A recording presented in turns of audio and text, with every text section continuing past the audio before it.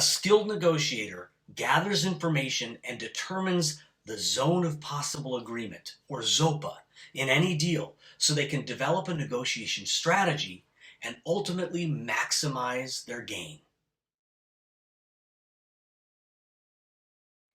For instance, if you're negotiating on behalf of a buyer, you want to ask questions to determine the seller's plan B if your negotiation fails, also called the BATNA, or Best Alternative to Negotiated Agreement, by the Harvard Program in Negotiation, as well as their minimum goals regarding price and terms. Gaining this information allows you to develop a negotiation strategy to draw the other side to our end of the zone of possible agreement.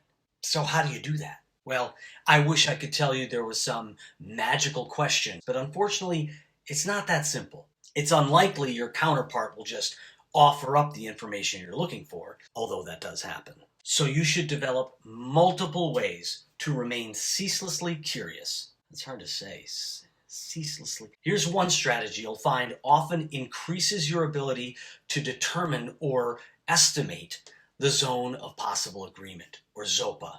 If they're unwilling to tell you what their bottom line is, try labeling your counterpart and gauge their reaction to the range you offer in a statement. For instance, if your buyer is bidding on a $1 million property, you could say to the listing agent, "It seems your seller is looking for a deal in the 925 to 975 range. Now, the upper number in that range may be at or near the asking price of $1 million, but the lower number, 925,000, is the most important as it tests their bottom line price." You're not telling them you can or would do a deal at either end of that range.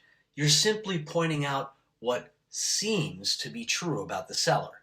Now, one important tip when it comes to labeling to frame the other side. Avoid changing the statement, "It seems your client is looking for a deal in the 925 to 975 range," to a question by adding, "Is that correct?" or "Does that sound right?" This is a common mistake by negotiators. By changing your labeling statement to a closed-ended question, you give your counterpart an easy out with a one-word answer: no. State the label as a statement and then let them respond. Read their reaction, their response, pauses, and their eye contact. They want to get a deal done too. Give them a reason to share where it gets done. I'm Eric the Expert.